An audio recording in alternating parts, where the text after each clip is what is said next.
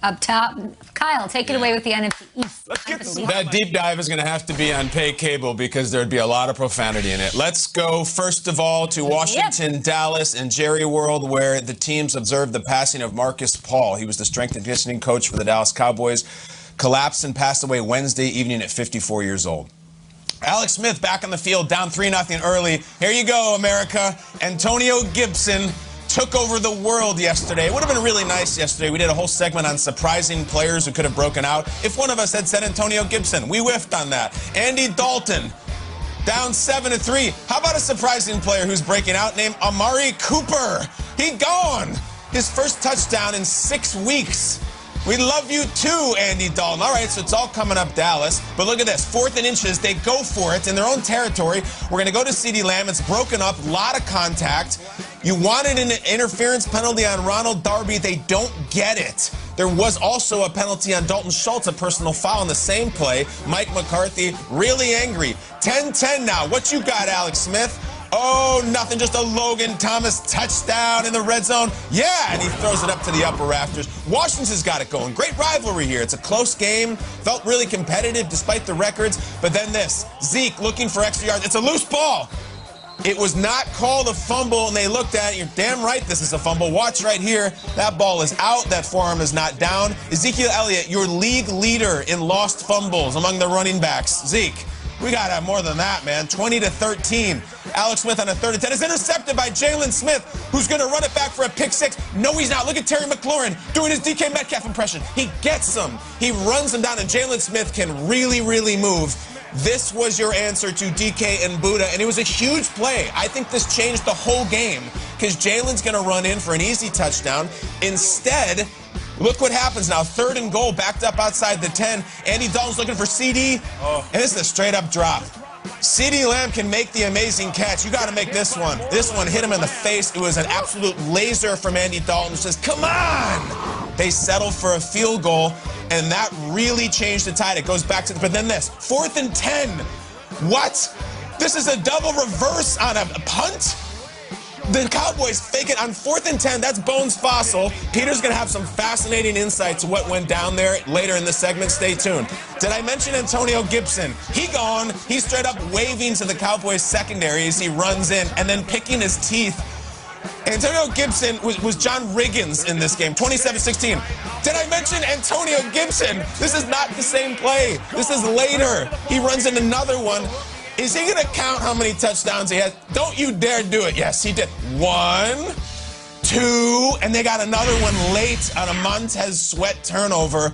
Washington rolls Dallas 41-16 on America's holiday. Unbelievable play by Washington. The Washington first place team. Let's hear from their quarterback in a great looking coat talking about how special it is for him, especially on Thanksgiving.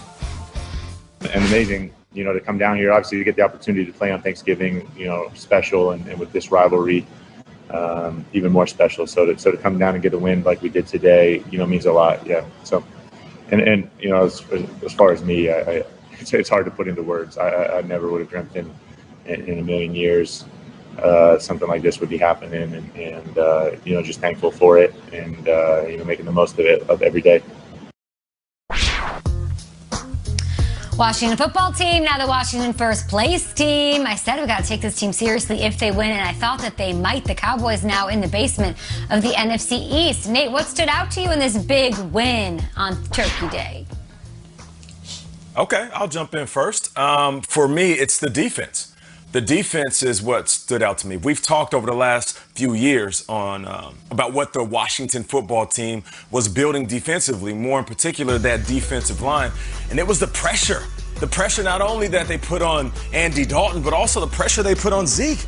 They held Zeke to 32 yards. And Kyle just talked about it. He lost a fumble. He leads the league in lost fumbles, but he couldn't get going because his defense was fantastic. Look at this. They rushed forward. Who is that? The most recent guy, Chase Young, who I joke about it and say, oh, he was brought there to chase young QBs. Well, Andy Dalton isn't a young QB, but they were after him. It seems like even when they didn't get to him, he felt the pressure. And that right there is something that you can hang your hat on. The offense is starting to look good, but defensively, we're talking 4 sacks, 6 tackles for loss, and just countless amounts of times where Andy Dalton dropped back and you can tell he felt claustrophobic because the pocket was collapsing. For me, I loved watching that defense because it reminded me of what San Francisco was doing last year. Not this season, but last year when that D-line was just causing havoc game in and game out. This defense is young and their superstars are going to be around for a long time. I'm looking at their Washington football team and their defense is what excites me. You're right, Nate. It's well put. There were shades of a 2019 Nick Bosa out there. It did look like the Niners a lot from last year. But on the other side of the ball, Washington was fun. And if you were sitting there in some sort of food or booze stupor yesterday in the middle of the day, you might have been watching this game and saying, did they just run a fumble-rooski at the professional level? You're damn right they did. Check it out. It's the fumble-rooski. It's a J.D. McKissick. You're going to see it better on the reverse angle. He's going to squat behind the guard. The whole offensive line is standing up straight to hide them. Smith goes underneath, hands it forward to him, and runs this way. And then McKissick waits and runs left. This is, you run this for fourth graders. In fact, you might be thinking, hold on, was that the annexation of Puerto Rico that they just ran on national television against the Cowboys? And if so, there's no way that Ron Rivera really is referencing Little Giants or knows it and would have the gall to run it in a game, would he? Take it away, Coach. It actually goes back to a movie called Little Giants, okay? And it's called, I hope I don't get in trouble, but it's called The Annexation of Puerto Rico. We nicknamed it the Bummerooski so that because most of these guys don't understand it, so we had to explain to them who Bum Phillips is, and we did it in tribute to to him in terms of the bummer.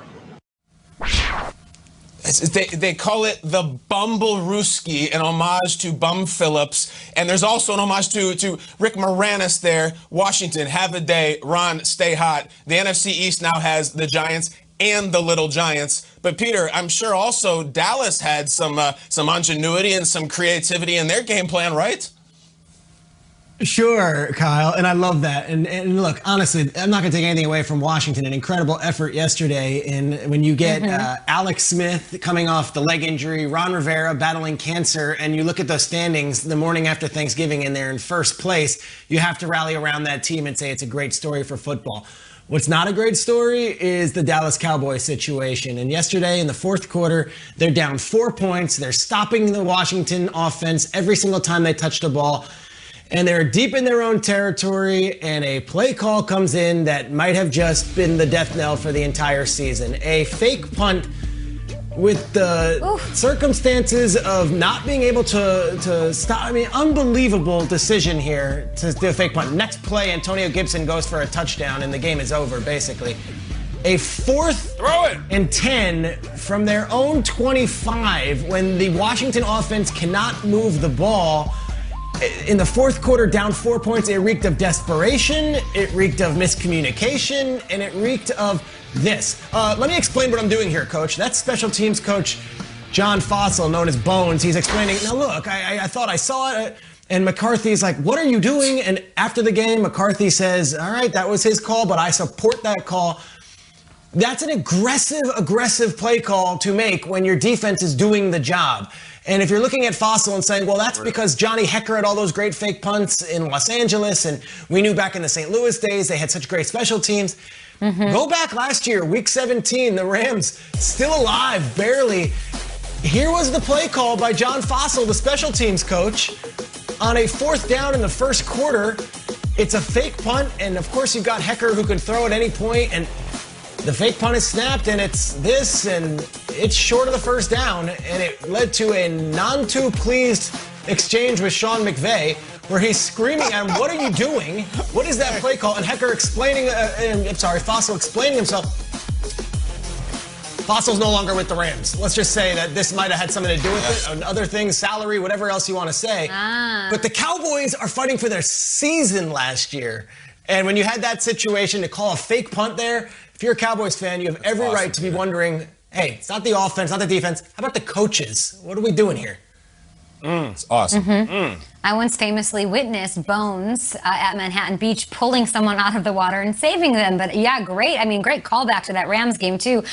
Peter Schrager. Washington, though, I think the story is about them this morning and that defense, Nate Burleson, you're talking about. It is now, after yesterday's performance on Thanksgiving, a top 5 defense in the National Football League. I'm looking for consistency from someone in the NFC East to give me some hope to hop on board the bandwagon. I looked at the longest winning streak in the NFC East, just 2 games. So they've done it back to back. The Giants have done it. The Eagles